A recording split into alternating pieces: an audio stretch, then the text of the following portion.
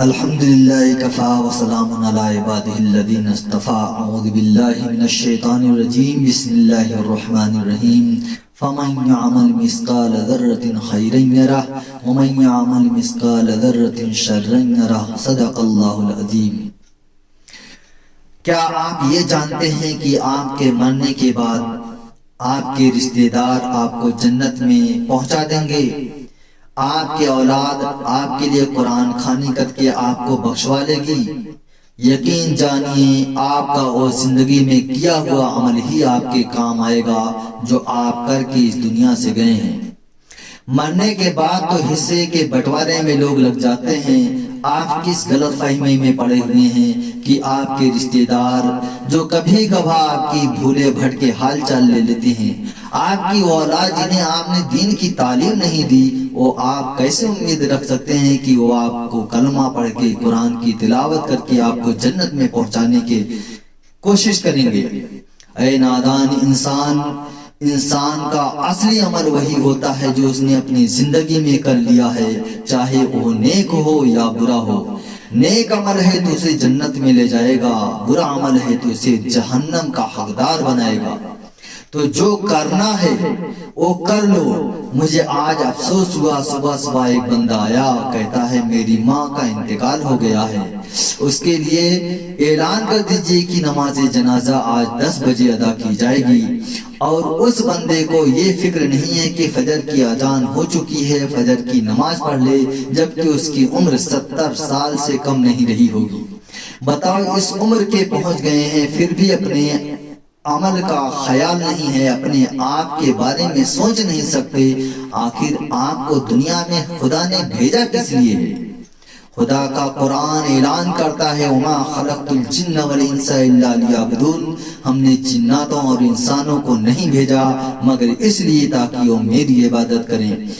آپ بتائیے، آپ نام کے مسلمان ہو کر زندگی بسر کر رہے ہیں، آپ ہی جیسے مسلمان سے آج اسلام بدنام ہو رہا ہے۔ نہ آپ کے معاملات صحیح ہیں، نہ آپ کے اقوال و افعال صحیح ہیں، ہر بات میں جھوٹ ہے، ہر بات میں گالی نکلتی ہے، ہر قول میں دغا بازی ہے۔ آپ کیسے مسلمان ہیں؟ ہمارے نبی نے فرمایا مسلمان دھوکہ نہیں دیتا۔ ہمارے نبی نے فرمایا مسلمان ہو جس سے عام لوگ محفوظ رہیں۔ ہمارے نبی نے فرمایا مسلمان جھوٹ نہیں بولتا۔ ہمارے نبی نے فرمایا مسلمان جوا نہیں کھیلتا۔ ہمارے نبی نے فرمایا مسلمان شراب نہیں پیتا۔ جو چیزیں منع کی گئی ہیں اسے ہم اپنائے ہوئے ہیں، پھر بھی ہم اپنے آپ کو مسلمان سمجھ رہے ہیں۔ بہت افسوس کی بات ہے میرے دوستو۔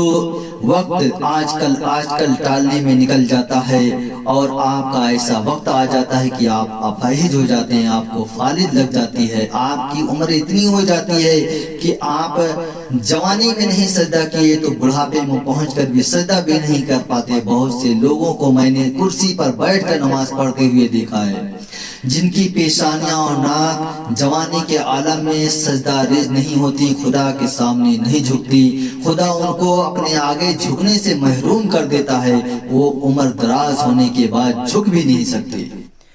تو اپنے اس تندرستی پر مت اتراؤ دوستو، اس کو غنیمت سمجھو اور اللہ کی عبادت میں بسر کرو، کیونکہ وہی وہ سرمایہ ہے جس کے بارے میں ہمارے نبی نے فرمایا ہے کہ جس شخص کی جوانی اللہ کی عبادت میں بسر ہو، پروردگار عالم اسے بلا حساب کتاب جنت میں داخل کر دے گا۔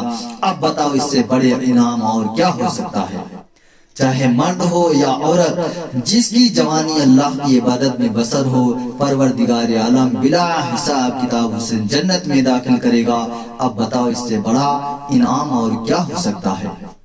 جبکہ جس سے جرح کی دی گئی، جس سے پوچھ تاچھ کر لی گئی، خدا نے جس سے پوچھ تاچھ کر لی وہ ہلاک ہی ہو جائے گا، اسے بچنا ہی نہیں ہے، اللہ کہ اللہ اپنے رحم و کرم سے اس کی مغفرت فرما دے۔ تو میرے دوستو، ہم اپنے آپ کو پہچانے، اپنے لیے کچھ کر گزریں، کیونکہ ہمارے پاس جو تن من دھن لگا کے ہم کماتے ہیں، مال جمع کرتے ہیں، آخری وقت آ جاتا ہے ہم سب چھوڑ کر چلے جاتے ہیں، ہمارے وارث اس کے حقدار بن جاتے ہیں، ہمارا بچا کیا ہے؟ کچھ نہیں، ہمارا وہی بہترین ساتھی وہ عمل ہے جسے ہم پیچھے چھوڑ دیتے ہیں اور اس کی طرف پھٹی نگاہ بھی نہیں دیتے۔ تو میرے دوستو، جو وقت گزر گیا لاوالی میں، لہو لئی میں، اس سے توبہ کرو اور اب سے اللہ کی طرف رجوع کرو اور اللہ کی خوب جم کی عبادت کرو۔ بے شک اللہ معاف کرنے والا، بہت بڑا مہربان، نہایت رحم والا ہے۔ وہ آپ کو اپنے حق بخش دے گا۔ آپ نے بندے کے حقوق دبائے ہیں تو انہیں لے دے کر تلافی کر لو، کیونکہ اللہ بندوں کے حق تبھی معاف کرے گا جب آپ خود اس سے معافی مانگ لیں گے یا اس کا حق دے دیں گے۔ خدا صرف اپنا حق معاف کرے گا جو حقوق اللہ ہے، اور حقوق العباد جو بندے کا حق ہے بالکل نہیں معاف کرے گا، اس کی سزا آپ کو ملے گی ہی ملے گی۔ دوستو، یہ پیغام اتنا اہم اور خاص ہے، اسے خوب شیئر کیجیے۔